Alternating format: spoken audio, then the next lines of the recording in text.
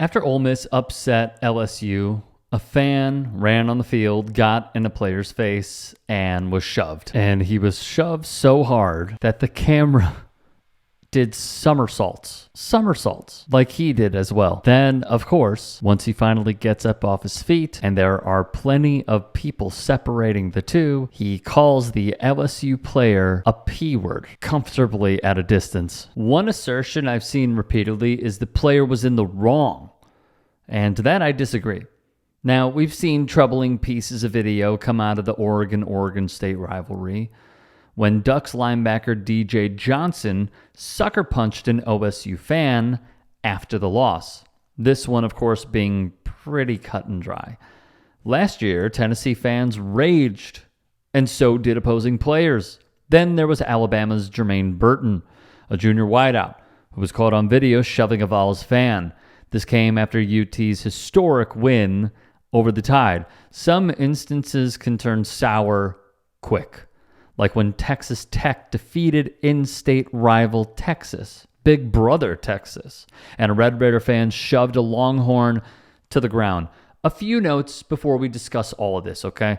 The fans in Oxford took the opportunity to storm the field despite the SEC's policy against such displays, which resulted in a fine of $100,000 for the school. They can afford it, they're fine. Via On3, this is the type of interaction that the Southeastern Conference was hoping to avoid with its updated policies regarding access to the competition area.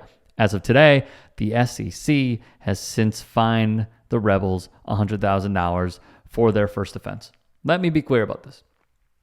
If you are a player coming off a loss on the road in conference, and a fans, could even say plural in some instances, run towards you and make contact with you,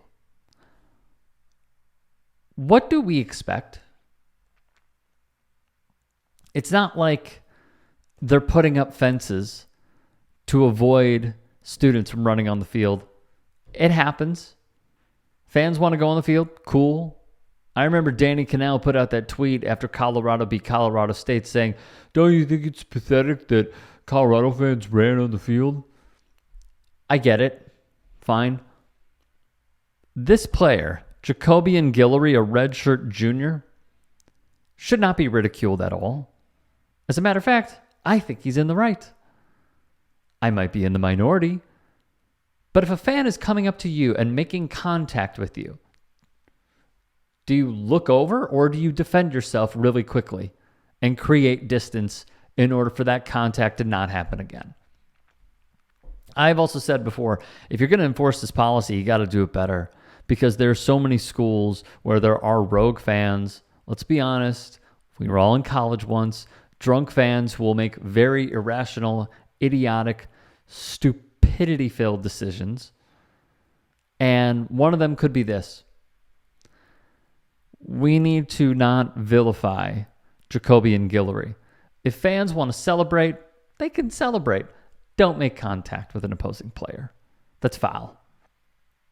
That look also that he gave, I saw there was like a Reddit thread debating whether it was him being sad or him mocking. It was him mocking. It's him mocking. You could talk smack. It's fine. But once you run into on purpose that player, or you put your hands on that player, I really don't know what else you expect.